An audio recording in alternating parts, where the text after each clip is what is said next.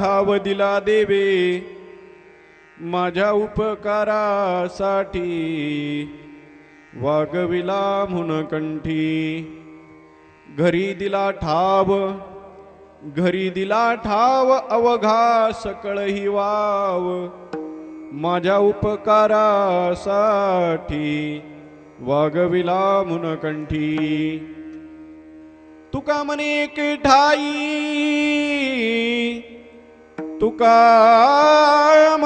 एक ठाई केले माझे तुझे नाही माझ्या उपकारासाठी वागविला म्हणून कंठी विठ्ठल विठ्ठल विठ्ठल विठ्ठल विठ्ठल विठ्ठल विठ्ठल विभूमीनुनादं चरन्तं दुरन्तं स्वयं लीलया गोपवेशं ददानं गवां वृन्दकानन्दनं चारुहासं परब्रह्मलिंगं भजे पांडुरंगं पांडुरंगा करू प्रथम नमन दुसरे चरण संतांची या त्यांच्या कृपादानी कथेचा विस्तारू बाबाजी सद्गुरु दास तुका कलावज्ञ जीवोद्धरार्थावतारं कलांकांक तेजोधि कामोदि वक्त्रं कलानीश वादापनोदार दक्षं समाधिस्थमूर्तिं भजे ज्ञानदेवम् ओम नमो ज्ञानेश्वरा ओम नमो ज्ञानेश्वरा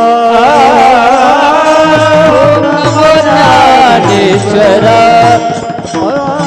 ओम नमो ज्ञानेश्वरा ओम नमो ज्ञानेश्वरा ओम नमो ज्ञानेश्वरा ओम नमो ज्ञानेश्वरा ओम नमो ज्ञानेश्वरा ओम नमो ज्ञानेश्वरा ओम नमो ज्ञानेश्वरा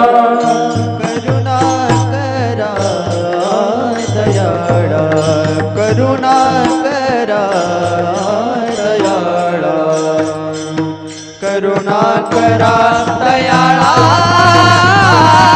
तुमचा अनुग्रह लादलो तुमचा अनुग्रह लादलो करुणाकरा दयाळा करुणाकरा दयाळा करुणाकरा दयाळा तुमचा अनुग्रह लादलो तुमचा अनुग्रह लादलो ओम नमो ज्ञानेश्वरा करुणाकरा दयाळा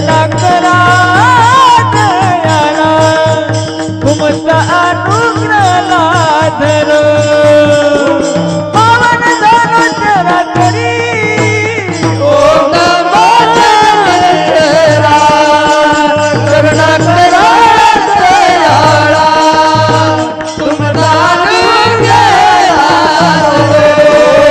पावन झालो चराचरी ओम नमो ज्ञानेश्वरा करुणा करा दयाळा तुमचा अनुग्रह लादलो पावन झालो चराचरी अधिष्ठान जेथे प्रतिष्ठान देखा तेथे जन्मला गुणातीत एका तयाचे नामे चुके जन्म व्यथा नमस्कार माझा श्री सद्गुरु एकनाथा शरण शरण एकनाथा पायी माता ठेविला नका पाहू गुणदोष झालो दास पायाचा शरण शरण जी हनुमंता तुम्हालो रामदूता काय भक्तीच्या त्या वाटा मज दावा व्यासुभटा योंत प्रविश्य मम वाच मिमां प्रसुप्तां संजीवयत्यखिल शक्तिधर स्वधाम्ना अन्यौश्च हस्तचरण श्रवणत्वगादीन् प्राणान् नमो भगवती पुरुषाय तुभ्यं श्री गुरु ध्यान श्री गुरु अर्चन हिन घडता मती होईल मंदा श्री गुरु विठ्ठल भावी वंदादा कविते निज परमानंदा विठ्ठल विठ्ठल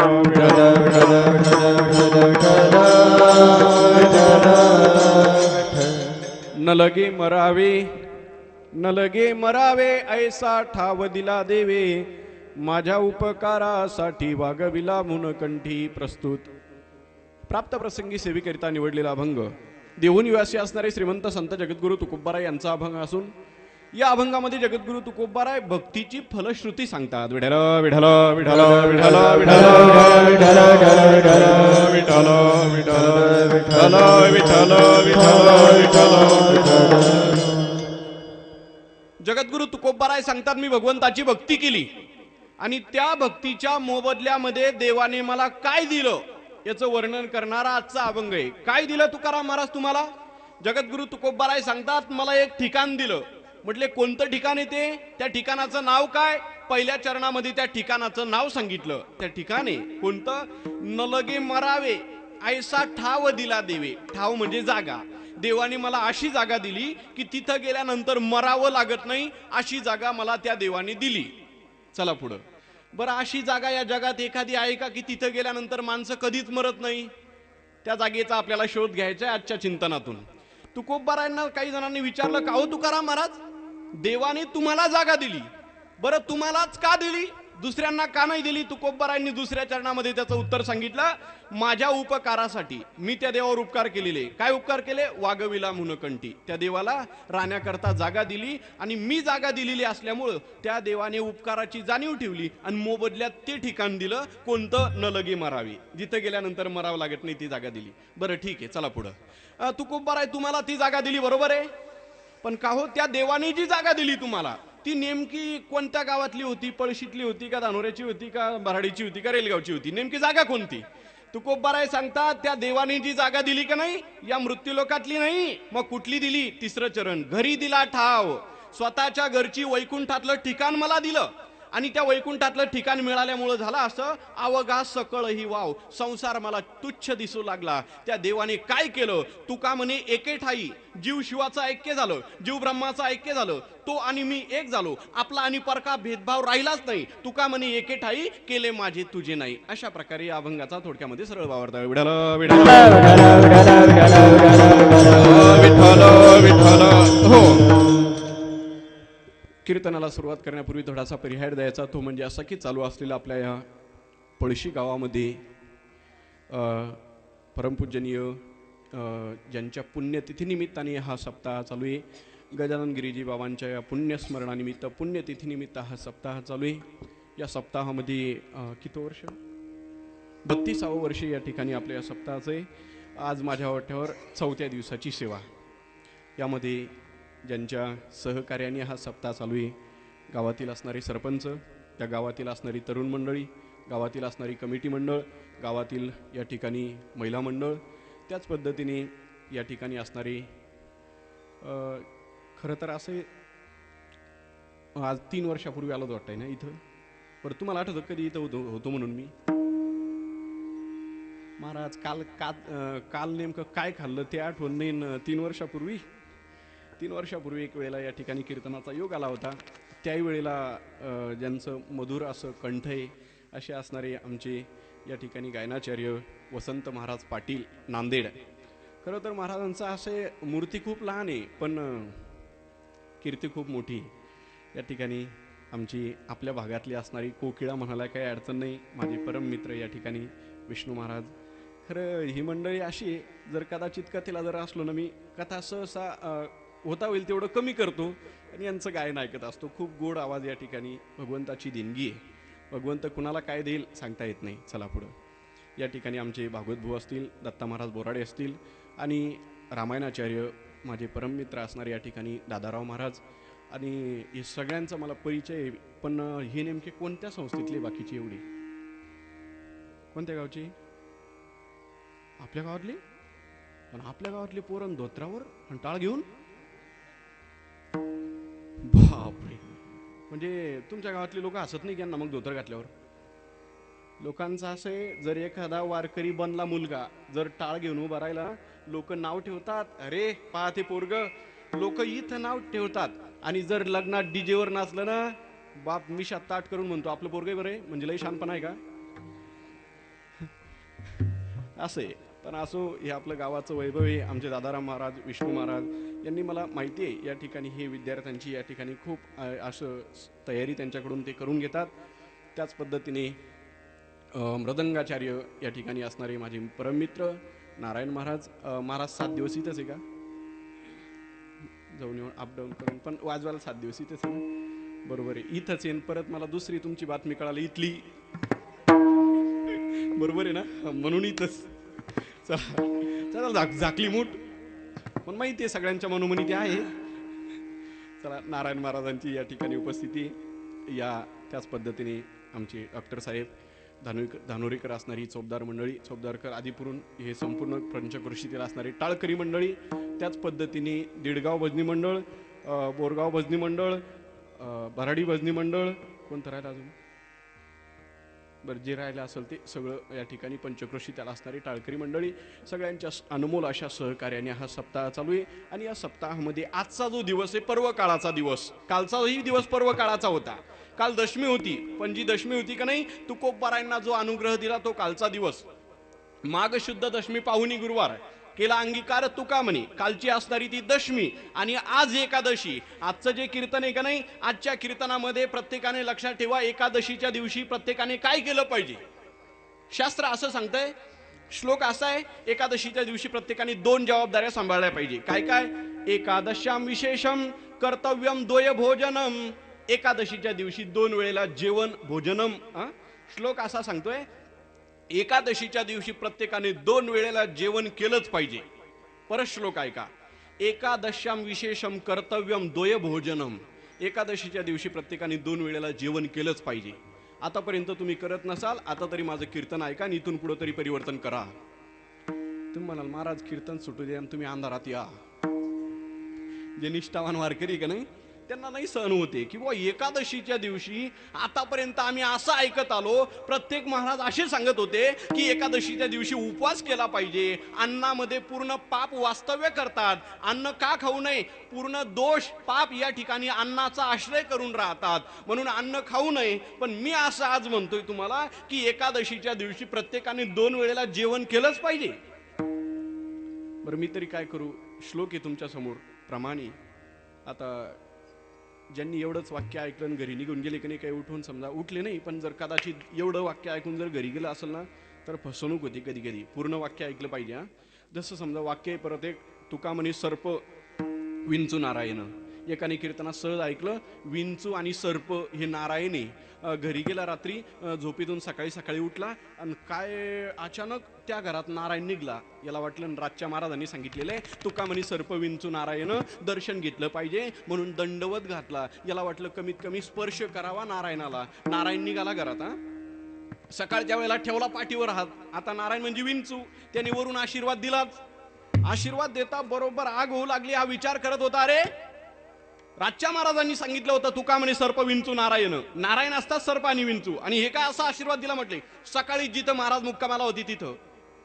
आता ते म्हटले महाराज कुठे हे, बरं का हो तुम्ही म्हटलीत रात्री तुका म्हणे सर्प विंचू नारायण, खरं सांगा बरं हे नेमकं काय असं. त्यावेळेला नाही का महाराजांनी विचारलं, का रे तू तेवढंच ऐकलं का, पुढचं नाही ऐकलं का. म्हटले नाही पुढचं नाही ऐकलं. पुढचं काय माहितीये का तुला. म्हटले काय. अरे बाबा वंदावे दुरून शिवू नये. जरी बरोबर आहे नारायण आहे विष्णू आहे, पण दुरून वंदन करावं. म्हणजे पूर्ण वाक्य ऐकल्याशिवाय पूर्ण वाक्याचा अर्थ समजत नसतो. हा संस्कृत श्लोक सुद्धा असंच सांगतोय, एकादशीच्या दिवशी 2 वेळेला जेवण केलं पाहिजे, बरोबर आहे. पण जेवण ते कोणतं. खालचा श्लोक ऐका, याला कूट श्लोक म्हणतात. ते जेवण कोणतं, खालचा श्लोक ऐका. रात्रो जागरणम कृत्वा दिवोच हरि कीर्तनम इति द्वय भोजनम. काय करायचं, रात्री जागर करायचा आणि दिवसभर विठ्ठल विठ्ठल विठ्ठल भगवंताचं चिंतन करणं, म्हणजे 2 प्रकारचं हे जेवण आहे. नाहीतर म्हणताल भाकरी दाबून आणायची एकादशी दिवशी. हे जेवण नाही. रात्रो जागरणम, रात्री जागरण, दिवसभर भगवंताचं चिंतन झालं पाहिजे. आता तुम्हालाही सांगतो, इथं कीर्तनात तुम्ही बसलात, कदाचित दिवसभर भगवंताचं चिंतन झालेलं नसेल. कीर्तनात का होईना पण ज्या वेळेला विठ्ठल विठ्ठल भजन होईल त्या वेळेला भगवंताचं चिंतन करत राहा, कारण आज हरिदिनी आहे, पवित्र असणारा आजचा दिवस आहे. सांगणारे तुम्हाला मी एकादशीची कथा, एकादशीचं काय पुण्य असतं, त्या रुक्मांगद राजाने काय या ठिकाणी कसं व्रत केला, एकादशीची कथा मला आजच्या चिंतनातून सांगायची. चला पुढे. विठ्ठल विठ्ठल विठ्ठल. हो, जगद्गुरु तुकोबाराय सांगतात मी भगवंताची भक्ती केली. आता भक्तीची फलश्रुती या अभंगामध्ये तुकोबारायांनी सांगितलेली. मी भगवंताची भक्ती केली. खरं तर असं होतं, जगद्गुरु तुकोबारायांचं जीवन हे भक्तीला वाहिलेलं जीवन होतं. जसं काही काही लोकांनी संसाराला जीवन वाहून दिलं का नाही, मग त्यांना सप्ताही कळत नाही, कथा चालू येते. एक राहिलं बोलता बोलता.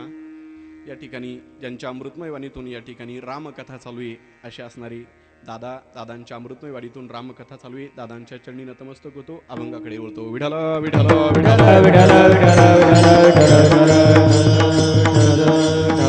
हो, जगद्गुरु तुकोबारायांनी हे जीवन भक्तीला वाहिलेलं जीवन होतं. जगद्गुरु तुकोबाराय सांगतात, आम्हाला भक्तीशिवाय दुसरं काहीच माहिती नाही, बस आमचा धंदाच येतो. दिनरजनी हाची धंदा गोविंदाचे पवाडे. रात्रंदिवस आम्ही भगवंताचं चिंतन करत राहिलो. खरं तर असं आहे, चिंतन एवढं केलं की ते कुठेही असले तरी चिंतन घडत होतं. मनाची स्थिती अशी झाली, ते कुठेही गेले, बहिर्दिशेला जरी गेले तरी भगवंताचं चिंतन चालू होतं. परमार्थामध्ये परिस्थितीला त्या ठिकाणी महत्व नाही, स्थितीला महत्व आहे. परमार्थामध्ये स्थिती वाढली पाहिजे, परिस्थिती नाही. खरं सांगू, रावणाची परिस्थिती खूप चांगली होती पण मनातली स्थिती चांगली नव्हती. कंसाची परिस्थिती खूप चांगली होती पण अंतःकरणाची स्थिती चांगली नव्हती. म्हणजे परमार्थामध्ये स्थितीला खूप महत्व आहे. जगद्गुरु तुकोबाराय सांगतात, आमची स्थिती आता आम्ही अशा अवस्थेपर्यंत पोहोचलो, बस कुठेही असो, बसलो तरी चिंतन चालू, झोपलो तरी चिंतन चालू, रात्रंदिवस भगवंताचं चिंतन त्या ठिकाणी करू लागलो. माझी मज झाली, माझी मज झाली, अनावर वाचा, अनावर वाचा, अनावर वाचा, माझी मज झाली, माझी मज झाली, माझी मज झाली, अनावर वाचा, अनावर वाचा, अनावर वाचा, माझी मज झाली, माझी मज झाली,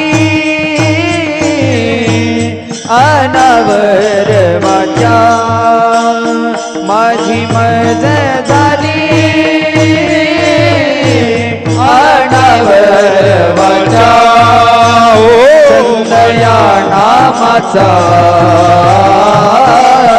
संतया नामाचा घेत रासे, माझी मज झाली, माझी मज झाली, अनावर वाचा, अनावर वाचा, अनावर वाचा, माझी मज झाली. जगद्गुरु तुकोबाराय सांगतात, माझी मज झाली अनावर वाचा, छंद या नामाचा घेतला असे. रात्रंदिवस छंद लागला माझ्या जिभेला. मी कुठेही असलो, गोविंदा सनी, गोविंद शयनी, गोविंद त्या मनी बैसला असे. मी कुठेही असलं तरी माझं त्या ठिकाणी चिंतन चालू होतं. खरं सांगू, या कलियुगामध्ये चिंतनाला एवढं महत्व आहे. ज्ञान मार्ग, कर्म मार्ग, इतरत्र या सर्व मार्गांपेक्षा या कलियुगामध्ये महत्व आहे ते म्हणजे भगवंताच्या चिंतनाला. कलियुग केवल नाम गुण गा, सुमिरे सुमिरे नर उतरई था,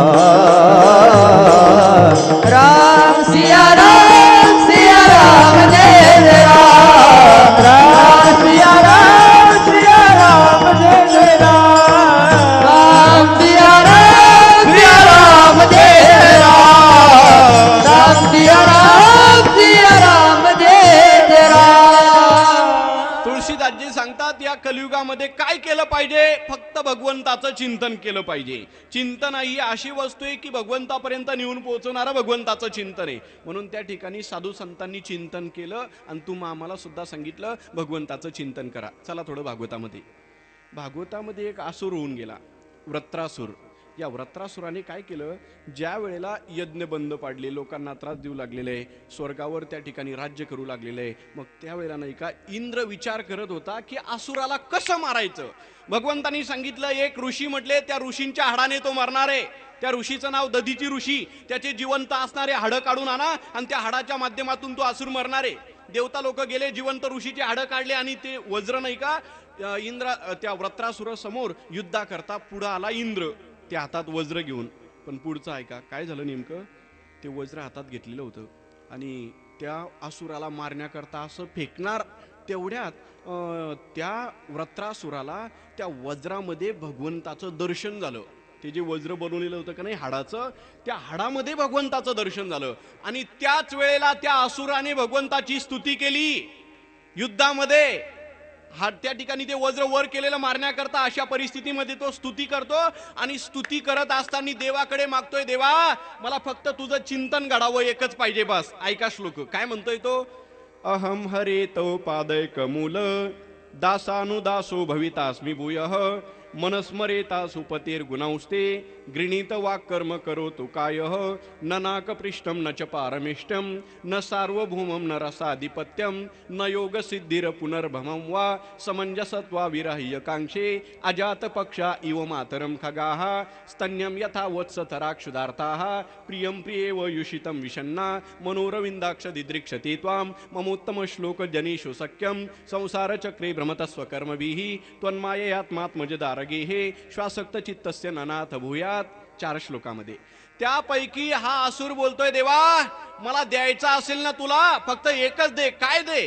3रा श्लोक बघा, अजात पक्षा इव मातरम खगाहा. खग म्हणजे पक्षी, छोटस पक्षी ज्या वेळेला पिल्लू नाही का घरट्यामध्ये असतं, आई कुठंतरी डोंगरामध्ये चरण्याकरता निघून जाते, ते छोटस घरट्यामध्ये पडलेलं पिलू जसं त्या आईचं चिंतन करत राहतं का नाही, देवा तसं मी तुझं चिंतन करावं. एक उदाहरण.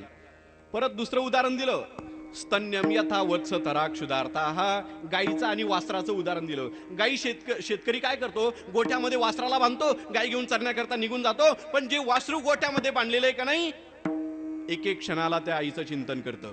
हवा जरी आली, वारं जरी आलं तर ती म्हणते माझी आई आली. म्हणजे एवढं चिंतन आईशिवाय त्या वासराच्या मनात काहीच नसतं. देवा जसं वासरू चिंतन करतंय का नाही, तसं मी तुझं चिंतन करावं. 2 दृष्टांत. परत 3रा दृष्टांत दिला त्यांनी, प्रियम प्रिये व युषितम विषन्ना. एखादी नवविवाहित त्या ठिकाणी मुलगी ज्याप्रमाणे प्रियकराचं चिंतन करते, त्याप्रमाणे देवा मी तुझं चिंतन करावं. देवा मला बाकी काही नको तुझ्याकडून. काय नको, न नाकपृष्ठम न च पारमेष्टम. मला स्वर्गलोक नको, या ठिकाणी मृत्यूलोकातलं राज्य नको, ब्रह्मपद नको, अष्टांग योग सिद्धी नको, फक्त पाहिजे ते चिंतन पाहिजे.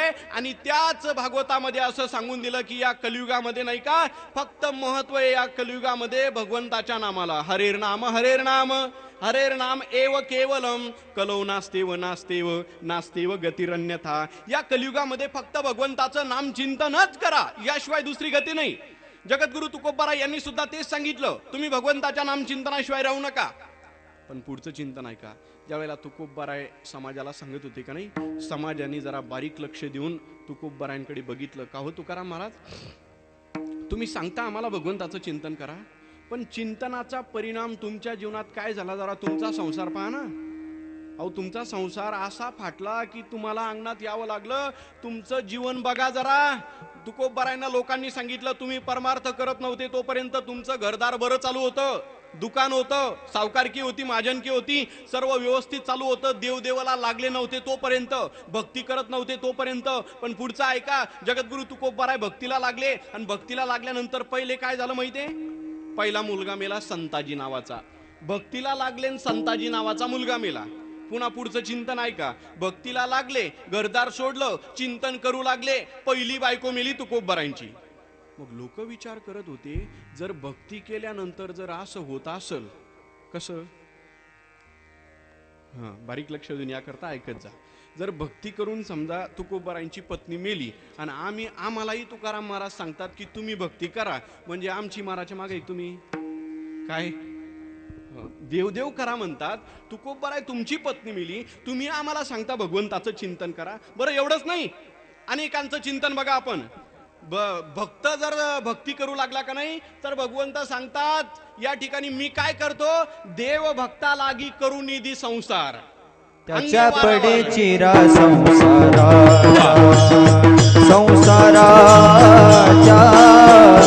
त्याच्या पडे चिरा संसाराच्या,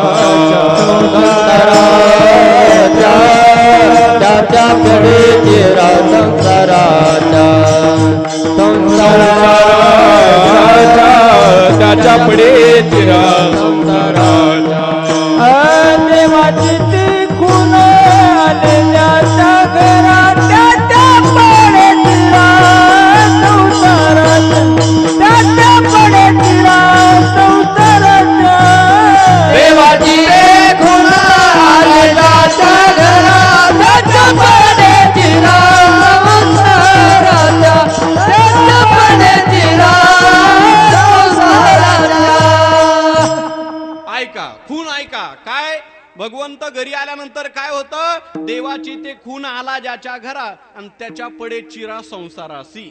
तुकोबारायांचं प्रत्यक्ष उदाहरण आहे. पुन्हा पुढचं चिंतन ऐका. गोरोबा काका भक्तीला लागले. काय झालं, जो मुलगा होता का नाही तो मुलगा पायाखाली तुडवला. एकुलता एक मुलगा त्या ठिकाणी पायाखाली तुडून मरण पावला. नवलाची गोष्ट ऐक सखई बाई, कुंभाराने बाळ तुडविली पायी. नवलाची गोष्ट. काय झालं, त्या ठिकाणी मुलगा पायाखाली तुडवला.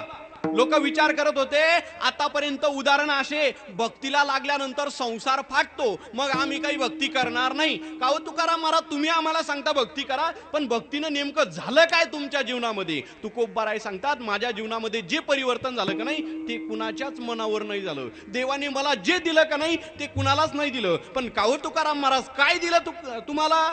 तुकोबाराय सांगतात, मला ठिकाण दिलं अभंगाचं प्रथम चरण. न लगे मरावे, न लगे मरावे, न लगे मरावे, न लगे मरावे. टाळी वाजवत जा, टाळी वाजवत जा. न लगे मरावे, वाह, जय हो. न लगे मरावे, न लगे मरावे, न लगे मरावे, न लगे मरावे, मरावे, न लगे मरावे, न लगे मरावे, न लगे मरावे, न लगे मरावे, न लगे मरावे,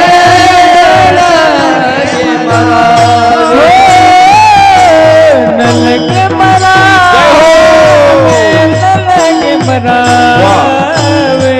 लगे मरावे, न लगे मरावे, न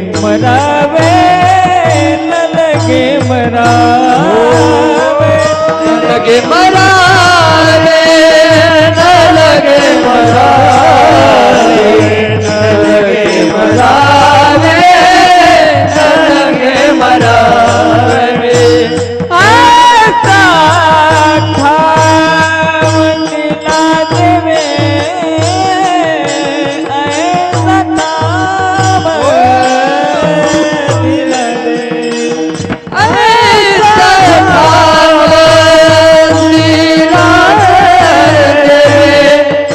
ऐसा दिला देवे.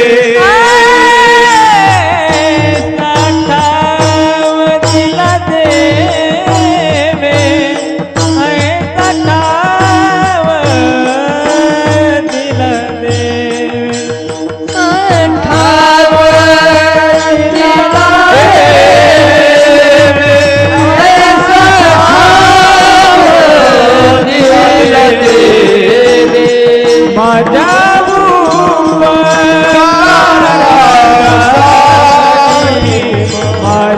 उपकार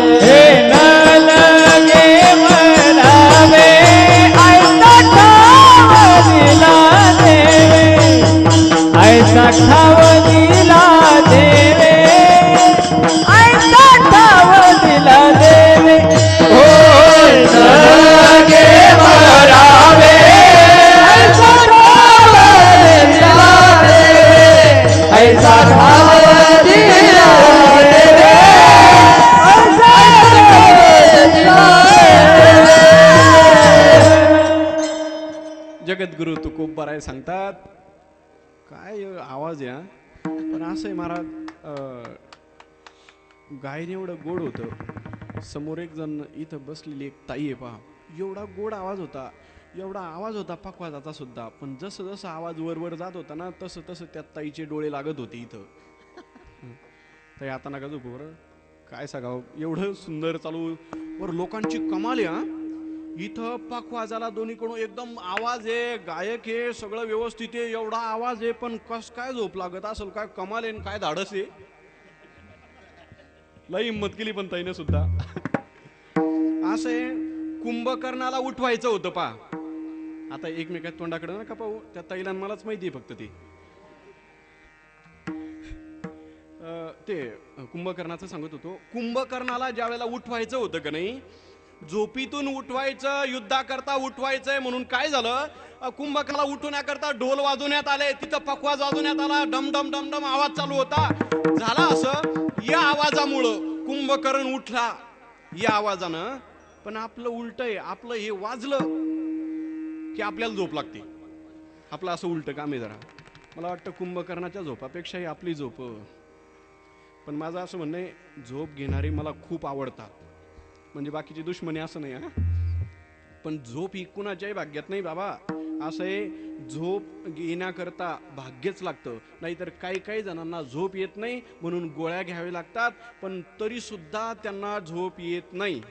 पण इथं कीर्तनात माझं तर असं म्हणणं आहे, गोळ्या घेऊ नका, काही विनाकारण पैसे नका खर्च करू. जर झोप घ्यायची असेल ना निवांत, तर उद्यापासून बरोबर 8:30 वाजेला मंडपात येत जा, पहा कसे डोळे लागतात. काय विशेषता असेल असू द्या. पण खरं सांगू बाबा, असं आहे, मला जर कदाचित एखाद्या वेळेला झोप आली ना पुढं बसलेल्याला, कोपऱ्या कापऱ्यातल्याला डुलका आला एखादा तर चालतो, पण पुढं बसलेले आहे ना अजिबात जमत नाही. पुढच्यानी एकदा जर मान झुकवली, सांगणारा जो वक्ताय एक पण शब्द आतून बाहेर येत नाही.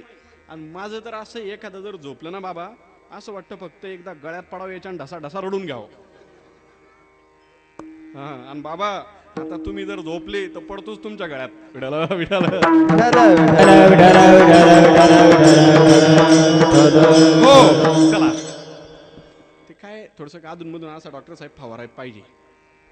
असा अजून मधून एखादा डबा मारला ना लोक फ्रेश होतात. खरं तर कीर्तनाची परंपरा अशी नाही, पण काय करता, आता समाज आहे, अनेक प्रकारचे लोक आहे, ज्यांना जे आवडतं एखादा डबा बी मारायला पाहिजे. जसं आपण मालको मुलं तर शेतकरी कसा वेगवेगळे डबे मारतून मालाला व्यवस्थित करून घेतो, तसं कीर्तनात सुद्धा अधूनमधून एखादा फवारा असला ना मग बरं वाटतं जरा. चला पुढं. जगद्गुरु तुकोबराय सांगतात, मला ठिकाण दिलं. कोणतं ठिकाण आहे? न लगे मरावे ऐसा ठाव दिला देवे. जिथं गेल्यानंतर मरावं लागत नाही ना, असं मला एक ठिकाण दिलं. पण का हो, आता हे ठिकाण असं काही वेगळंच आहे. पण म्हटले कसं वेगळं आहे?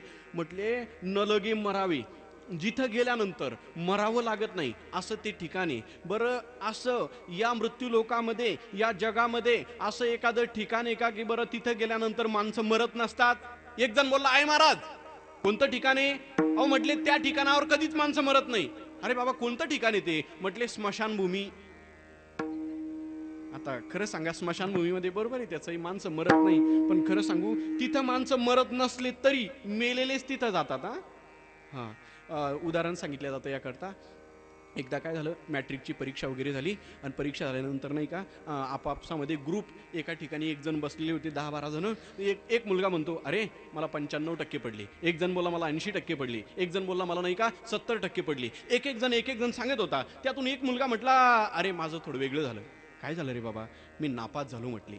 तेवढ्यात नाही का एक शहाणा आला तिथं. तो म्हटला, तू नापास झाला? म्हटले हो मी नापास झालो. आता याचं वय बरंच होतं. तो म्हटला, ए वेड्या, अरे जीवनामध्ये एवढा मोठा झालो म्हटली मी, पण आतापर्यंत कधीच नापास झालो नाही.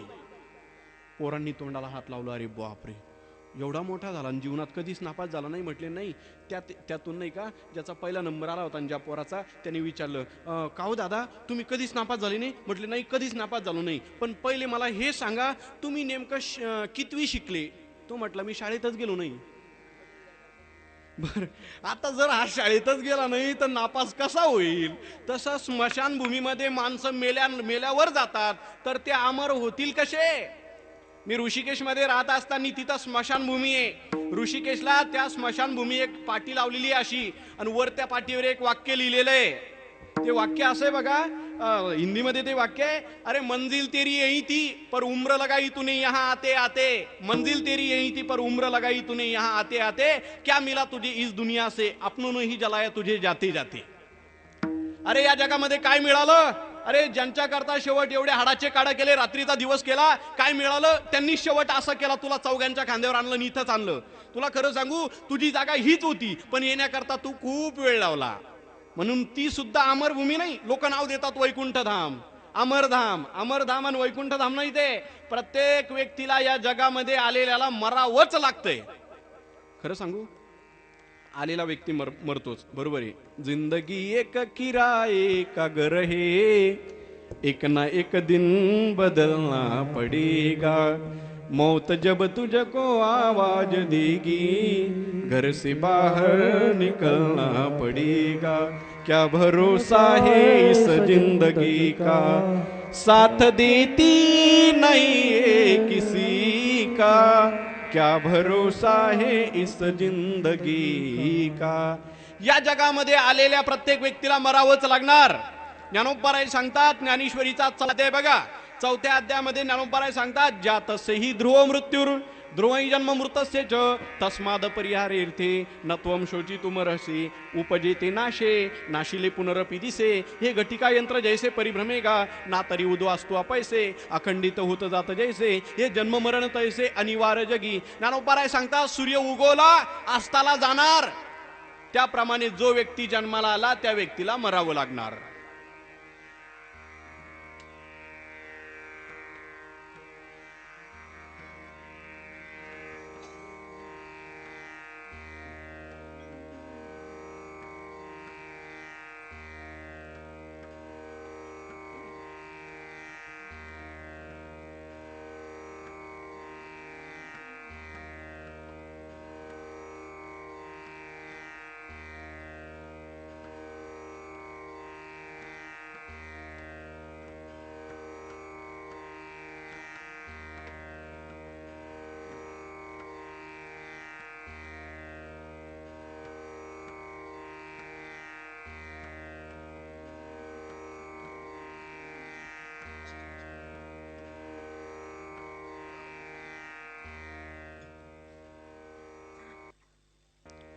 विठ्ठल विठ्ठल विठ्ठल विठ्ठल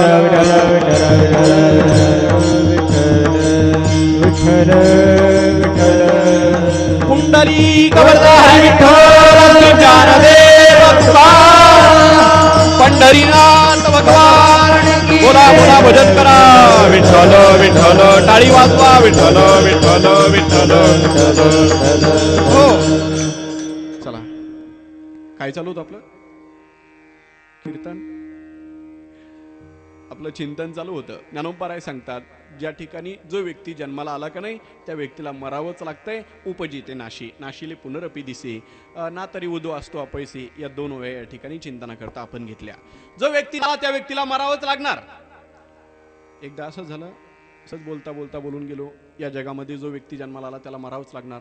त्यातून झालं असं, एक आजी काठी टेकवत टेकवत टेकवत पुढं आली, हसतच येत होती, जीवनात कधीच न असणारी, हसत पुढं आली.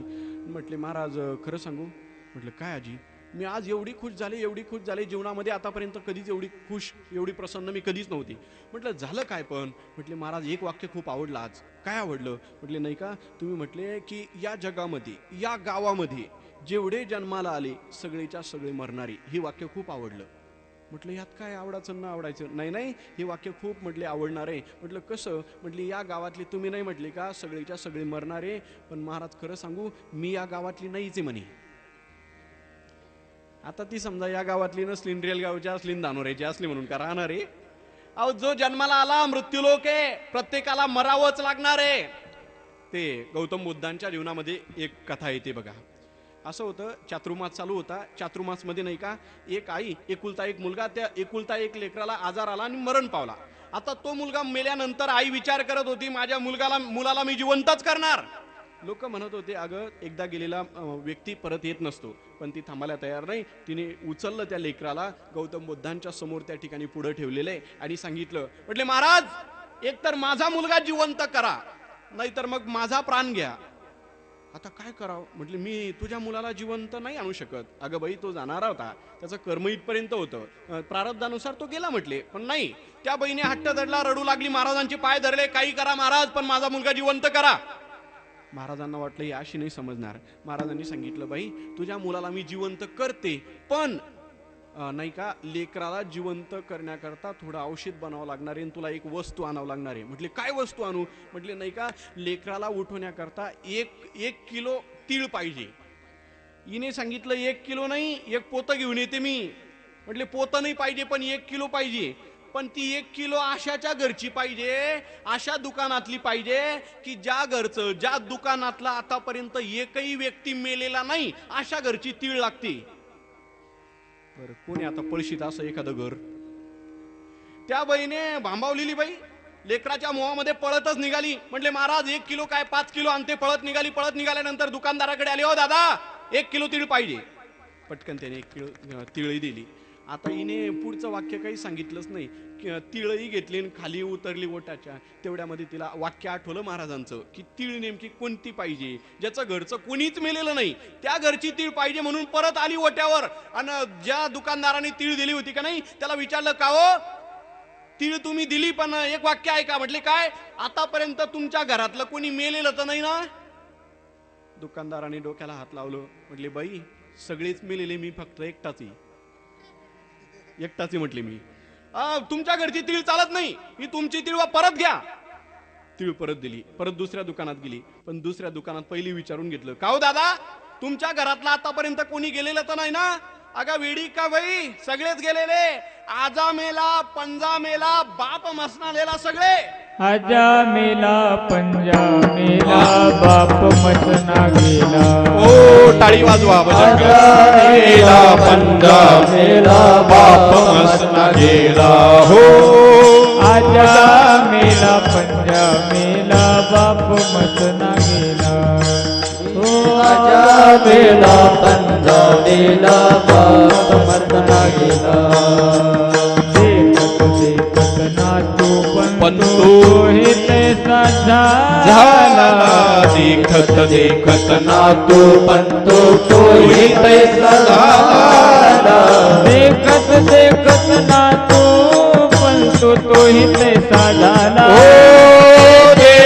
देखत नातू पंतू तोही तैसा झाला. उठा जागा माटी भया रे मोठे, पंढरी वाचून तुझा ठाव नाही कोठे. माटी भया रे मोठे, पंढरी वाचून तुझा ठाव नाही कोठे. कोण आजा मेला, पंजा मेला, बाप वसना नेला. त्या ठिकाणी नातू पंतू सगळे मेलेले. त्या बहिणी शेवट झाला असं प्रत्येक दुकानात फिरत होती, पण अशा घरची तिळच भेटत नव्हती. शेवट नाराज झाली आणि त्या ठिकाणी महाराजांजवळ आली. महाराजांनी विचारलं, का ग बाई तुझं प्रेम आहे ना मुलावर, मुलाला उठवायचं आहे ना, मग तीळ का नाही आणली? म्हटले, महाराज तिळच सापडली नाही. म्हटले, का नाही? म्हटले, असं गरज नाही.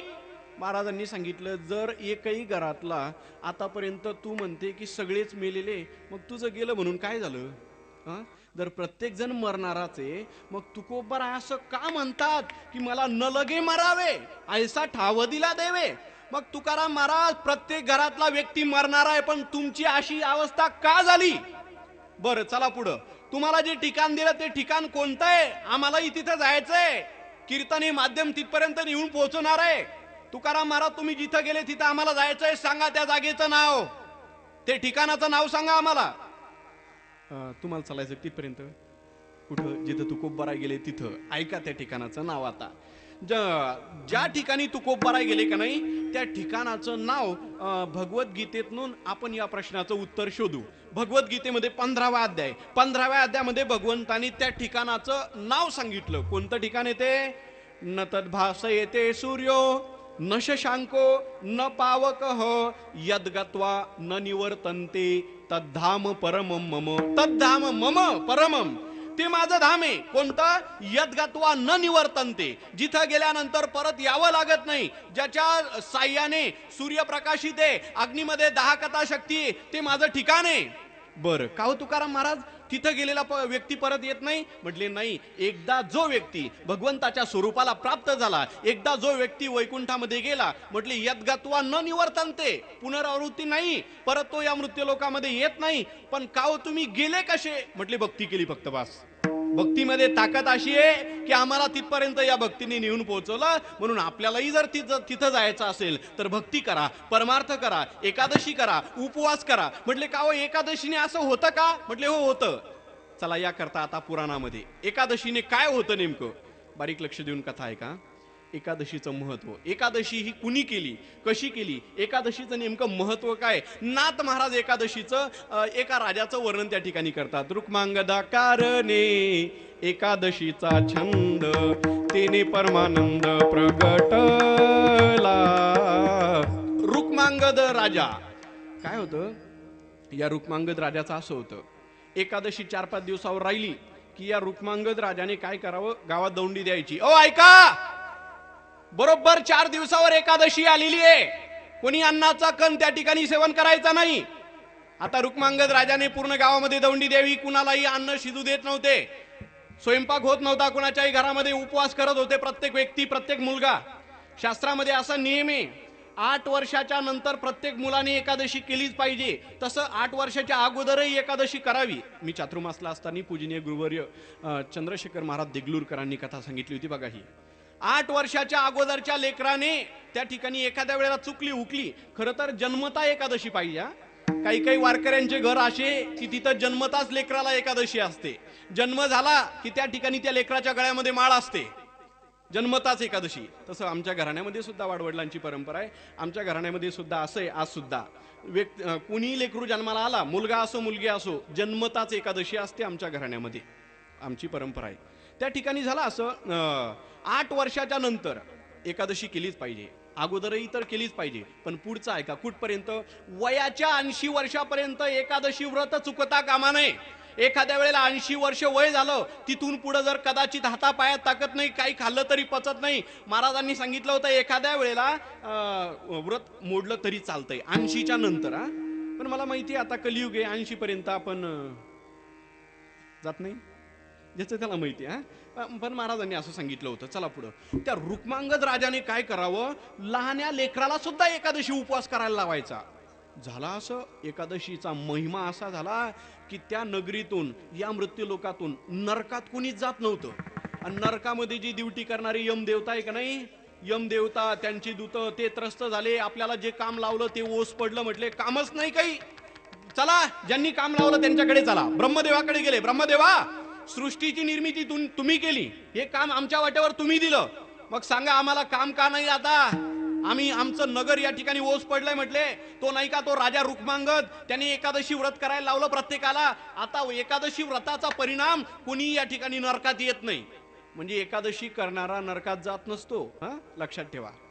काय करावं म्हटले, त्यावेळेला ब्रह्मदेवानी नाही का इथं थोडं काय केलं, ब्रह्मदेवानी या रुक्मांगद राजाचा उपवास मोडण्याकरता किंवा परीक्षा घेण्याकरता एक लीला रचली. काय केलं, रुक्मांगद राजा एक दिवस शिकारी करता वनामध्ये त्या ठिकाणी गेलेला आहे. आता इथं परत जे बारीक लक्ष देऊन कथा कीर्तन ऐकत असतील का नाही, त्यांच्या मनात एक शंका निर्माण झाली असेल की रुक्मांगद राजा शिकारी करता गेला का हो, एवढा भक्तन शिकार करत होता. बऱ्याच जणांच्या मनामध्ये हा प्रश्न आहे असा. दशरथ महाराज शिकारी करता जायचे, अहो प्रभू रामचंद्रांचे वडील शिकारी करता. या प्रश्नाचं उत्तर असं आहे, हे शिकार जरूर करायचे, पण ती कोणती शिकार करत होती माहितीये, जे हिंसक प्राणी लोकांना त्रास द्यायची का नाही त्यांचीच हत्या ते करत होते, हे शिकार करण्याकरता गेले. चला पुढं, रुक्मांगद राजा ज्या वेळेला वनामध्ये गेलेला आहे शिकार करण्याकरता, त्या ठिकाणी झाला असं, ब्रह्मदेवाने काय केलं, एक स्त्री पाठवली. एक स्त्री त्या वनामध्ये पाठवल्यानंतर आता ती मोहिनी या रुक्मांगद राजाला मोहित केलं. रुक्मांगद राजा जवळ गेला, तिला विचारलं का ग लग्न झालेलं आहे तुझं. म्हटले नाही झालं. माझ्यासोबत लग्न करायला तू तयार आहे. आता वास्तविक पाहता रुक्मांगद राजाचं लग्न झालेलं होतं. रुक्मांगदाच्या पत्नीचं नाव विंध्यावती. विंध्यावली वेगळी, भागवताचा विषय विंध्यावली, त्या ठिकाणी ते बळीराजाच्या कथामध्ये त्या चरित्रामध्ये ते नाव येतं. पण इथं विंध्यावती. रुक्मांगद राजाच्या पत्नीचं नाव त्या ठिकाणी विंध्यावती, मुलाचं नाव धर्मांगद. आता झालं असं, पहिलं लग्न झालेलं, पण तरी सुद्धा राजाने त्या मोहिनीला पाहिलं आणि तिला सांगितलं मी तुझ्यासोबत लग्न करायला तयार आहे. पण झालं असं, त्या स्त्रीने सांगितलं तू लग्न करायला तयार आहे, पण माझी एक आट आहे. म्हटले काय? म्हटले इथून पुढं मी तुझ्यासोबत लग्न करायला तयार आहे, पण तू माझं ऐकशील? म्हटली हो, मी तुझी प्रत्येक गोष्ट ऐकायला तयार आहे. ठीक आहे म्हटली, आता नाही तरी ऐकतोच म्हणा आपण, प्रत्येक गोष्ट त्या ठिकाणी मी ऐकायला तयार आहे असं वचन दिलं. वचन दिल्यानंतर त्या ठिकाणी झाला असं, तिला घेऊन हा राजा आपल्या राजवाड्यामध्ये येऊ लागला. पण झाला असं, जी पहिली पत्नी आणि पहिला मुलगा जो होता का नाही धर्मांगद, त्या प्रजेने बघितलं की राजा शिकारी करता गेला होता, एकटा गेला होता ना आले 2.5 जण 2 जण आले, एकटा गेला ना आले 2. पण तेवढ्यामध्ये जी पहिली पत्नी होती का नाही, तिचे विचार बघा. ती विंध्यावती बोलले माझे पती म्हणजे असे नाहीये, त्यांनी जी पत्नी आणली ते विनाकारण नाही, काही ना काही घटना लोकांचं कल्याण असेल या माग. जो मुलगा होता का नाही तोही विचार करतोय माझी सावत्र आहे, पण माझे वडील असे म्हटले काही ना काही कारणामुळं प्रजेच्या कल्याणाकरताच हे आणलेले असेल. वास्तविक पाहता श्लोक ऐका, चिंतन ऐका, शास्त्र असं सांगतंय जर कदाचित बाप चुकला तर मुलाने त्या ठिकाणी त्याला सांगावं, आणि सांगूनही नाही जमलं समजा कदाचित, तर शास्त्र असं सांगतंय जर मुलाने बाप खूप चुकला, तो नीच कर्म करू लागला, अशा वेळेला मुलाने बापाला मारलं तरी चालतं. श्लोक ऐका, नीती ऐका, शास्त्र ऐका. पुत्रो नापी पिता शाशा, शिष्यो नापी गुरु स्वयं, क्षत्रियोर ब्राह्मण शाशा, श्रुतिरा सनातनी. 3 गोष्टी सांगितल्या. 1, बाप जर कदाचित नीच आचरण करू लागला, मुलाने मारलं बापाला तरी चालतंय, शास्त्र अनुमती आहे. नीच कर्म करतोय, दिवसभर व्यसन करतोय, रात्रीच्या वेळेला त्रास देतोय, अशा वेळेला मुलानेच नाही घरच्या बाईने जरी मारलं तरी चालतं. घरच्या बाईने म्हणजे कोणाला? शेखर महाराजांनी सांगितलं होतं चातुर्मासमध्ये, पुत्रो नापी पिता शाशा, बापाला मारलं तरी चालतंय, नीच कर्म करतोय ना शासन केलं तरी चालतंय. पुन्हा पुढचं चिंतन ऐका. शिष्यो नापी गुरु स्वयं, जर गुरु चुकला एखाद्या वेळेला, नीच आचरण करू लागला, तर त्या वेळेला शिष्याने शासन केलं तरी चालतंय. पुढचं चिंतन ऐका. क्षत्रियोर ब्राह्मण शास्या, ब्राह्मण चुकला वास्तविक पाहता श्रेष्ठ आहे, पण जर तो चुकला तर क्षत्रियाने त्याला सांगावं, असं त्या ठिकाणी शास्त्रामध्ये सांगितलेलं आहे. श्रुतिराज सनातनी. रुक्मांगद विचार करतोय माझा बाप चुकलेला आहे, पण नाही, माझा बाप नाही का समाजाच्या कल्याणाकरता ही या ठिकाणी पत्नी घरी आणली. त्या ठिकाणी ती राहू लागली. आता पहिली एक पत्नी आणि ही पत्नी, 2 जण त्या ठिकाणी राहत होते. राहता मोठ्या आनंदाने संसार चालू होता. बघता एकादशी आली. आपली कथा चालू एकादशीची. एकादशी जवळ आली. 4 दिवसावर एकादशी आली. दौंडी द्यायला लावली राजाने. अरे सांगा प्रत्येकाला की एकादशी 4 दिवसावर आलेली आहे. मग त्यावेळेला नाही का दौंडी दिली, पण त्या दौंडीचा आवाज हिने ऐकला. जीवनातून आणली होती का नाही, तिने ऐकला आणि तिने विचारलं का हो हे काय चाललंय? म्हटले आमच्या या नगरीमध्ये परंपरा आहे की कुणी उपवास मोडायचा नाही, व्रत करायचा, एकादशीचा व्रत प्रत्येकाने केला पाहिजे. त्यावेळेला नाही का जी मोहिनी जीवनातून आणलेली होती तिने सांगितलं तुम्ही मला वचन दिले ना. म्हटले कशाचं? माझं ऐकणार म्हणून. म्हटले हो ऐकणार. आता एक ऐका, म्हटले तुमच्या नगरीमध्ये दौंडी अशी द्या की कुणी उपवास करायचा नाही, प्रत्येकाने जेवण करायचं एकादशीच्या दिवशी. खरं सांगू तुम्हाला, माणूस वचन देऊन फसतो बरं. नाही का त्या गंगेला, महाभारतामध्ये गंगेला वचन दिलं होतं, शंतनू राजाने वचन दिलं होतं तू जे करशील ना मी तुला कधीच आडवं येणार नाही. परिणाम त्या गंगेने एक मुलगा घेतला आणि पाण्यामध्ये सोडत होती बरं. शंतनू राजाला असा सुद्धा म्हणण्याचा अधिकार नव्हता की तू पोरं मारू नको, पाण्यामध्ये सोडू नको, कारण वचनबद्ध झालेले होते म्हणून वचन देऊ नये. कैकेयीला 2 वचन दिलं होतं म्हणून काय झालं, वनात जावं लागलं. म्हणून वचनबद्ध माणसाने कधीच होऊ नये. पुढचं वचन, पुढचं भविष्यातलं वचन कधीच कोणाला देऊ नये माणसाने. कथा सांगते आपल्याला, बऱ्याच कथा आहे पुढं. झाला असं. आता रुक्मांगद राजाने डोक्याला हात लावलं, अरे आपण या रघुवंशाची, आपण अयोध्येतला असणारा हा राजा, या वंशावळीमध्ये भागवतामध्ये गोड असं त्या वंशाचं वर्णन आलं. आता झाला असं, राजा विचार करतोय, ही म्हणते की एकादशी उपवास कुणालाच करू द्यायचा नाही, आपण हिला वचन दिलेलं आहे. बरं आता हिचं वचन पाळावं का लोकांना एकादशी करू द्यायची, काय करावं? द्विधेमध्ये पडलेला राजा विचार करत होता. पण नाही का विचार करता करता त्याने परत सांगितलं का ग नाही का यापेक्षा तू दुसरं काही मागून घे बरं, मी तुला द्यायला तयार आहे, फक्त एकादशीचा उपवास लोकांना मोडू देऊ नको. म्हटले राजा द्यायला तयार आहे? म्हटले हो द्यायला तयार आहे. म्हटले आता वचन मोडणार नाही ना? म्हटले नाही मोडणार. म्हटले मग एक द्या. काय द्या? तुमचा एकुलता एक जो मुलगा आहे का नाही त्या मुलाचं मस्तक कापून मला द्या. हा, ऐका एकादशीची कथा.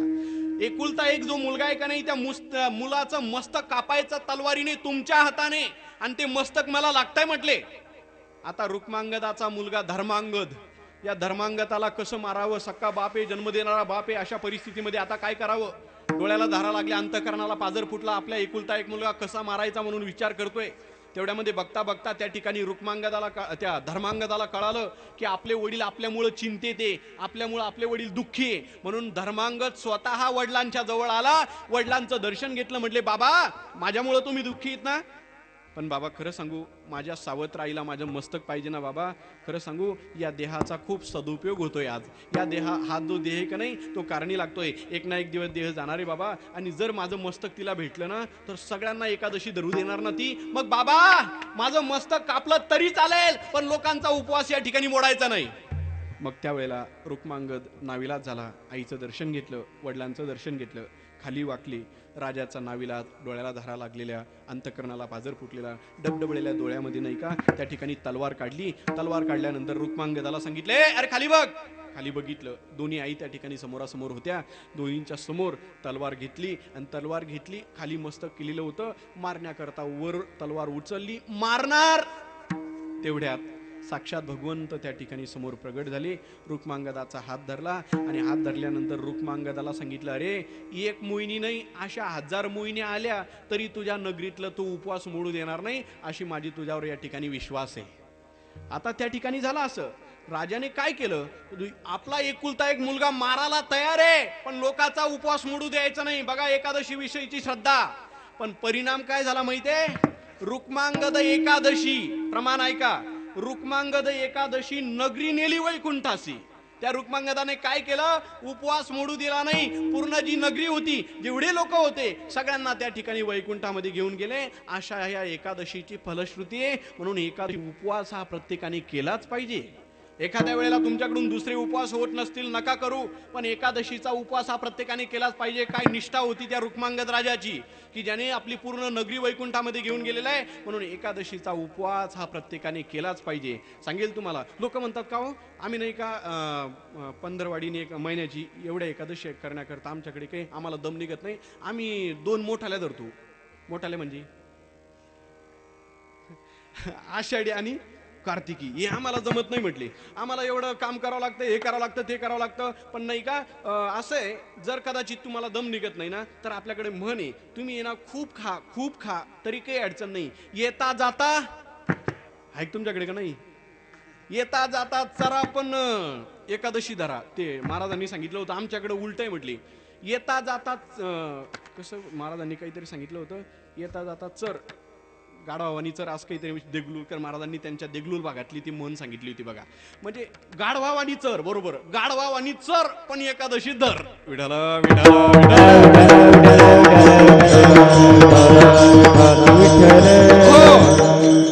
अशा असणाऱ्या एकादशीचा महिमा आहे. म्हणून प्रत्येकाने एकादशी ही धरलीच पाहिजे, प्रत्येकाने उपवास केलाच पाहिजे, प्रत्येकाच्या गळ्यामध्ये तुळशीची माळ पाहिजे, वारकरी बनलं पाहिजे. परिणाम काय होतो ऐका चिंतन. आपण जर वारकरी झालो का नाही, आपण जर वारकरी झालो तर आपली होणारी जी संतती आहे, आपले होणारी जी मुलं आहे, तेही वारकरीच निघणार. लोकांना वाटतं आपली पोरं सुधारली पाहिजे, अरे तू नीट आहे का? प्रत्येकाला वाटतं आपली आई, आपली पत्नी नाही का सीतेसारखी पाहिजे, अरे पण तू रामासारखा आहे का? अगोदर आपल्याकडे बघावं माणसाने. प्रत्येकाला वाटतं मुलांनी सुधरावं, अरे बाबा मुलाला सुधरवण्याकरता अगोदर तू सुधर. पण माझं तर असं म्हणणं आहे, मुलं जे व्यसनाच्या अधीन जाऊ लागली का नाही, याला कारणीभूत आई बापच आहे. कोणत्याच बापाला वाटत नसेल कदाचित की आपल्या मुलांनी निर्व्यसनी जीवन जगावं. जर वाटलं असतं तर कान धरला असतं आणि कीर्तनात आणून बसवलं असतं. जर वाटलं असतं एखाद्या बापाला तर कान धरून कथेमध्ये आणून बसवलं असतं. पण तुम्हालाच वाटत नाही आपल्या पोरांनी सुधरावं म्हणून तुम्ही म्हणताय पोरा मी जातो कथेत आणि तू जा ढोर चाराला. काऊन त्याला जमत नाही कथा, त्याला जमत नाही कीर्तन. पण आपली तेवढी श्रद्धा नाही, आपली तळमळ नाही. म्हणून त्या ठिकाणी आपल्या मुलाने निर्व्यसनी जीवन जगावं असं जर वाटत असेल ना, तर या ठिकाणी मुलाला कथेमध्ये आणलं पाहिजे, मुलाला कीर्तनामध्ये आणलं पाहिजे. जाता जाता एक श्लोक आठवला म्हणून सांगतो बघा. चाणक्य नीती अशी सांगते, बापाने मुलासोबत किती दिवस कसा व्यवहार करावा, किती दिवस मारलं पाहिजे, किती दिवस लाडात बोललं पाहिजे. ऐका बारीक लक्ष देऊन श्लोक. लालयेत पंचवर्षांनी दशवर्षांनी ताडयेत प्राप्ते षोडशे वर्षेषु पुत्र मित्रवद आचरेत. काय करावं? लालयेत पंचवर्षांनी 5 वर्षापर्यंत लालन पालन करावं. पुढे सांगितलं दशवर्षांनी ताडयेत 10 वर्षापर्यंत ताडयेत म्हणजे मारलं पाहिजे. बापाने मुलाला 10 वर्षापर्यंत मारलं तरी चालतंय. म्हणजे याचा अर्थ असं नका घेऊ आता घरी गेले की पोरग जोडपलं. नाही तर म्हणताल रात्रीच्या महाराजांनी सांगितलं का की दशवर्षांनी ताडयेत 10 वर्षापर्यंत मुलाला नुसतंच आणायचं. अर्थ तसा नाही. ज्या त्या वेळेला मुलगा चुकला त्या त्या वेळेला मारायला सांगितलं. पण पुढचं चिंतन आहे का? नाही का? आता ते 5 आणि हे 10 किती झाले? 15 वर्ष झाली. अरे बापरे लांबून 15 वर्ष निघून गेले. 16वं वर्ष मुलाने त्या ठिकाणी 16व्या वर्षामध्ये पदार्पण केलेलं आहे. आता बापाने कसं वागायचं? प्राप्ते षोडशे वर्षेषु पुत्र मित्रवद आचरित. मित्रासारखा व्यवहार करायचा 16व्या वर्षापासून. तिथून पुढं बापाने हात उचलायचा नाही. बापाने कदाचित हात उचलला, पोरग म्हणतं बाबा खाली घ्या, विनाकारण हात तुम्ही मला वर करायला लावू नका. तुम्ही 1 वर केला मी 2 वर करत, बरं खाली घ्या. वेळ निघून गेली बाबा. ज्या वेळेला वेळ लावायची होती का नाही, संस्कार लावण्याची वेळ होती का नाही, त्यावेळेला तुम्ही काय केलं? अरे हे रोपटं छोटं आहे झाडाचं, तोपर्यंत कुणकडही झुकून घ्या. छोट्याशा झाडाला जोपर्यंत रोपटामध्ये तोपर्यंत कुणकडही झुकायला तयार आहे. पण एकदा जर का खोडात रूपांतर झालं ना, मोडल पण झुकणार नाही. पोरांचंही तसंच आहे. जोपर्यंत लहान आहे कुणकडही झुकून घ्या तुम्ही. व्यसनाला लावलं तिकडेही जायला तयार आहे, परमार्थामध्ये आणलं तिकडेही जायला तयार आहे. पण एकदा जर का मोठं झालं खोडासारखं, मोडल पण झुकणार नाही. विठाला विठाला विठाला.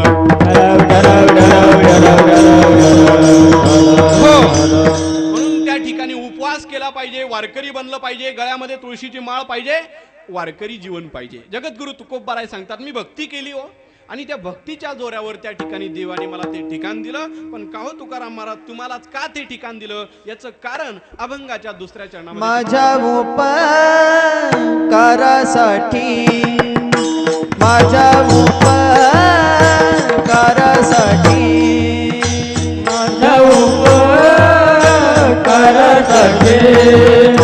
माझ्या उपकारासाठी, माझ्या उपकारासाठी, माझ्या उपकारासाठी, माझ्या उपकारासाठी, माझ्या उपकारासाठी वागविला ऊन पोटी, वागविला ऊन पोटी, माझ्या उपकारासाठी, माझ्या उपकारासाठी वागविला ऊन पोटी, वागविला ऊन पोटी, माझ्या उपकारासाठी, माझ्या उपकारासाठी,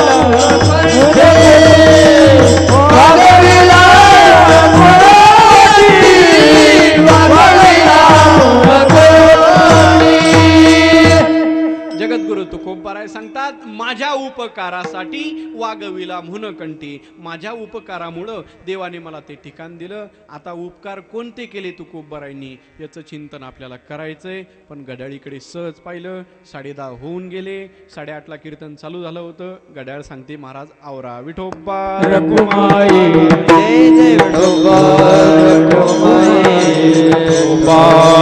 भजन करा, टाळी वाजवा, एकादशी टाळी वाजवा. जय जय विठोबा रखुमाई, विठोबा रखुमाई, जय जय विठोबा रखुमाई, विठोबा रखुमाई, विठोबा रखुमाई, जय जय विठोबा रखुमाई, विठोबा रखुमाई, विठोबा रखुमाई, रखुमाई रखुमाई रखुमाई रखुमाई टाळी वाजवा, टाळी वाजवा, भजन करा. रखुमाई रखुमाई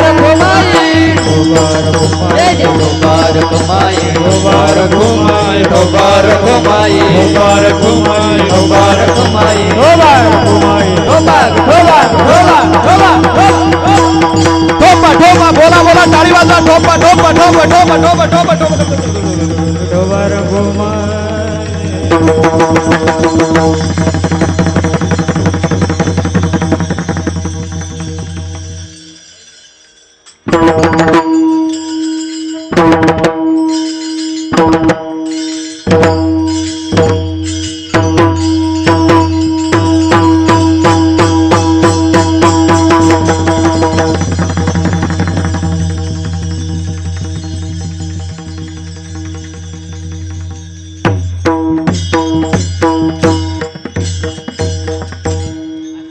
वा, खरंच आनंद आहे पण तुमच्या गावातला.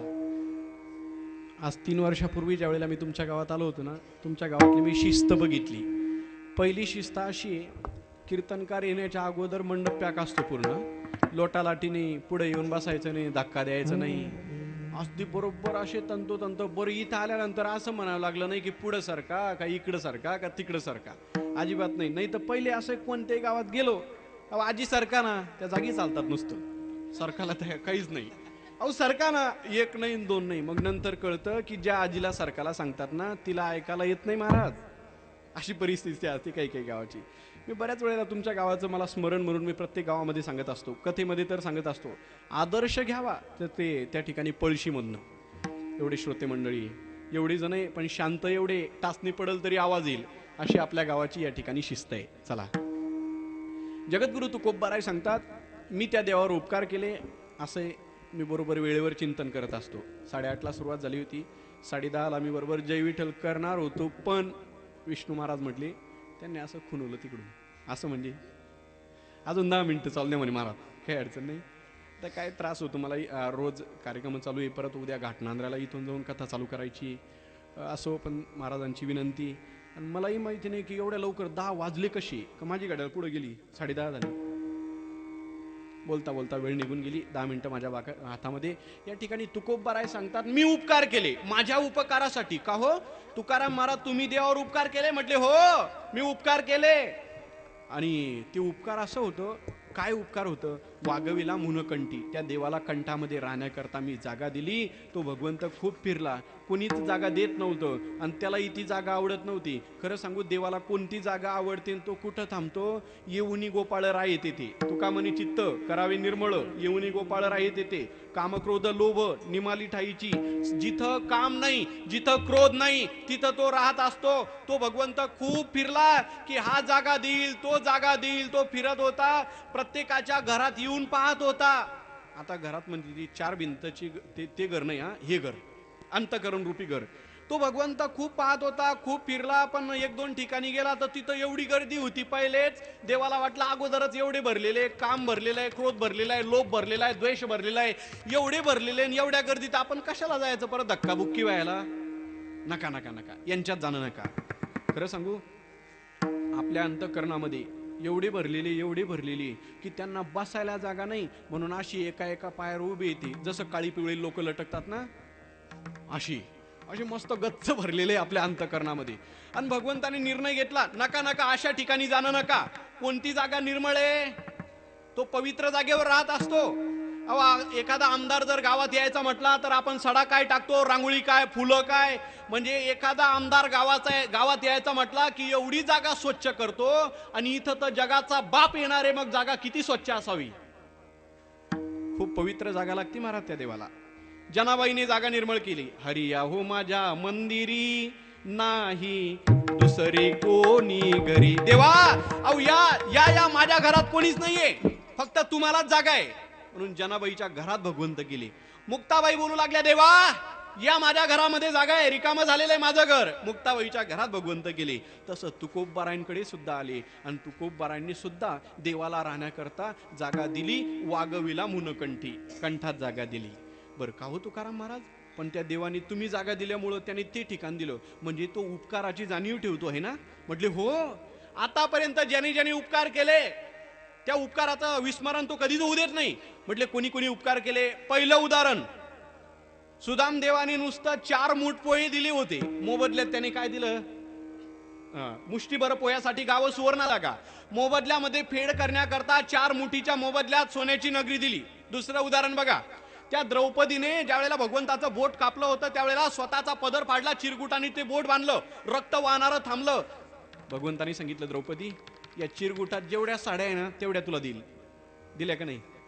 ज्या वेळेला वस्त्रहरण चालू होतं महाभारताचं चिंतन, त्यावेळेला दुशासन दुर्योधन साडी ओढतोय, त्यावेळेला जेवढे चिरगुटामध्ये धागे तेवढ्या साड्या दिल्या. नंबर 3 उदाहरण, ज्या वेळेला द्रौपदीवर एकदा संकट आलं होतं, तो दुर्वासा ऋषी वगैरे जेवणाकरता आले होते, द्रौपदीला जेवण मागितलं होतं. द्रौपदी बोलली माझ्याकडे काहीच नाही. म्हटले असेल ना काहीतरी, तर ती सूर्याने दिलेली थाली बघितली आणि त्या थालीला एक पान चिटकलेलं होतं. ते पान कोरून नखाने कोरलं, मग देवाने खाल्लं. भगवंत बोलले, द्रौपदी नुसतं एक पान दिलं ना फेड करेल बरं. मग फेड अशी केली, जे ऋषी जेवणाकरता आले होते का नाही, आपोआप पोट फुगलं, जेवाचं कामच राहिलं नाही, हवा भरल्यासारखं. जे आंघोळीला गेले होते ते तिकडच राहिले आणि तिकडच हस्तिनापूरमध्ये निघून गेले. म्हणजे देवाकरता ज्यांनी ज्यांनी दिलं तो भगवंत फेड केल्याशिवाय राहत नाही. म्हणून या ठिकाणी देवाकरता माणसाने दिलं पाहिजे.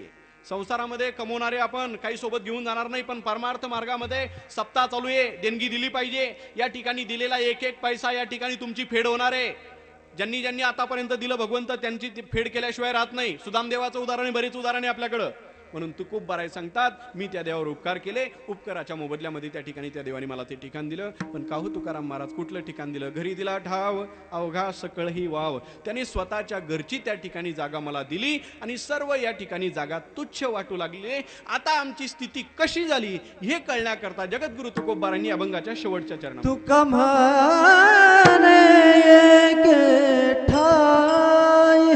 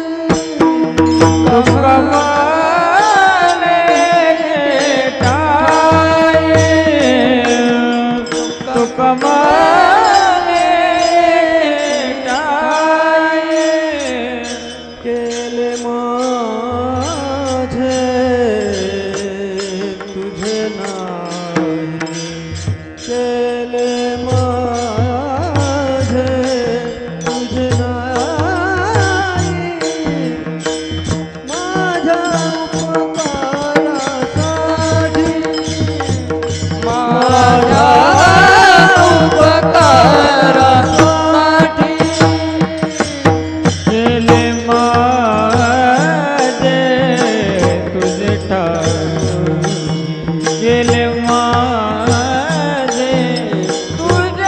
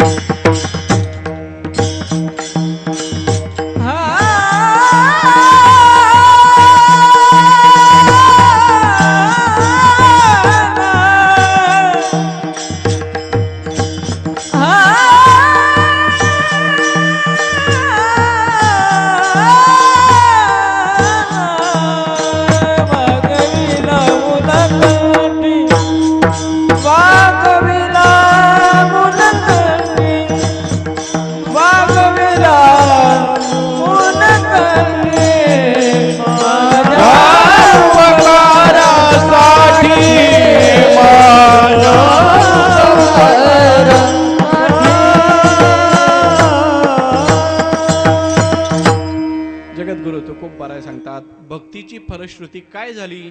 तुका म्हणे एके ठाई केले माझे तुझे नाही. जी भगवंताची स्थिती होती, ते धाम, ते वैकुंठ असणारं परमधाम मला प्राप्त झालं. आणि काय झालं? न लगे मरावे ऐसा ठाव दिला देवे. आता माझी स्थिती अशी झाली, मला मरावं लागत नाही. म्हणून माणसाने काय केलं पाहिजे? जर मरायचं नसेल, जन्ममरण रूपी भोवऱ्यामध्ये जर परत परत यायचं नसेल, तर काय करा? भज गोविंदम भज गोविंदम गोविंदम भज मूढमते. काय करा? आचार्य सांगतात, अरे बाबांनो, या पुनरूपी या भवसागरामध्ये यायचं नसेल ना, भगवंताचं चिंतन करा. जगद्गुरु तुकोबारांनी ते केलं आणि ते तिथपर्यंत गेले. कुठं गेले? संत गेले तया ठाया देवराया पाववी. आपण काय करा? तेनेची पण ते चालू जाता. मार्ग दाऊनी गेले आधी, वेद मार्गे मुनी गेले. त्या मार्गाने जर आपण गेलो, तर जिथं तुकोबाराय गेले, जिथं मुक्ताबाई गेल्या, जिथं ज्ञानोबाराय गेले, जिथं नाथ महाराज गेले, त्या ठिकाणी आपण गेल्याशिवाय राहणार नाही. म्हणून हा भक्तिपंथ खूप या ठिकाणी सोपा आहे. या मार्गाने प्रत्येकाने आलं पाहिजे. प्रत्येकाने उपवास या ठिकाणी केला पाहिजे. गळ्यामध्ये तुळशीची माळ पाहिजे. वारकरी बनावं. लेकरालाही वारकरी बनवा. लेकराला सुद्धा योग्य प्रकारचे संस्कार लावली पाहिजे. म्हणून आपल्या लेकराला योग्य संस्कार लावायचे असेल, म्हातारपणी जर तुम्हाला त्याचे पाय पायाचे नसेल, म्हणजे लाता खायच्या नसल, असं आडव पाहिजे तुम्हाला टोले जरा. जर असं करा होऊ द्यायचं नसेल, तर एक काम करा. हे पाही लेकरं, आपले बाळगोपाळ मंडळी, काय जणू काय तुमच्या गावात संस्था आहे. खरं तर संस्थाच आहे. आमचे दादाराव महाराज, विष्णू महाराज, काय अनमोल सहकार्य यांचा. अन्नदान श्रेष्ठ आहे, त्यातल्या त्यात ज्ञानदान खूप श्रेष्ठ आहे. ज्ञानदानाने काय होतं माहिती आहे? न चौरहार्यम न च राजहार्यम न भातृभाज्यम न च भारकारी वेकृते वर्धत एव नित्यम विद्याधनम सर्वधन प्रदानम. विद्या हे धन कसं आहे माहिती आहे? ऐका श्लोकाचा अर्थ. न चौरहार्यम, हे ज्ञान कोणी चोरू शकत नाही. बरं, पुन्हा पुढं नच राजहार्यम, राजा कर घेऊ शकत नाही. पुन्हा नच भारकारी, या विद्येचं वज होत नाही. पुन्हा न भातृभाज्यम, भाऊ वाटा घेऊ शकत नाही. 5 एकर शेती असेल, 2 भाऊ असेल तर अडीच एकर घ्यावी लागते. आणि इथं जर समजा एखादा पकवाद वाजत असेल, त्याचा चक्रधार झाला तर अर्धे बोलतो घेतो नारायण महाराज, नाही घेता येत नाही. ही विद्या असं धन आहे, या वाटे होत नाही. जसा भाऊ शेत घेतो तसं विद्या घेता येत नाही. म्हणून आचार्य सांगतात, विद्या धनम सर्वधन प्रदानम. विद्या हे धन खूप मोठं आहे. म्हणून आपल्या लेकरांना खूप शिकवा, खूप मोठं करा. खरं सांगू तुम्हाला, जर आपला मुलगा खूप शिकला, याशिवाय तुमची दुसरी कोणतीच संपत्ती नाही. एखाद्या वेळेला संस्कारित जर नाही निघला, जेवढं कमवलं एका मिनिटात मातीत घालं ना. पण जर कदाचित जर विद्या हे धन कमवून दिलं, तर किती परिस्थिती गरीब असू द्या, उंचावर नेल्याशिवाय राहणार नाही. म्हणून मुलांना संस्कार लावा. प्रत्येकाने या सप्ताहामध्ये सहभागी होत जा. एकट्याचंही काम नाही. गावातील तरुण मंडळी, महिला मंडळ, गावकरी मंडळी, कमिटी मंडळी सगळ्यांच्या चरणी, पंचक्रोशीतील असणारी महाराज मंडळी सगळ्यांच्या चरणी नतमस्तक होतो. सेवेला पूर्णविराम. ज्ञानेश्वर माऊली ज्ञानराज माऊली तुकाराम ज्ञानेश्वर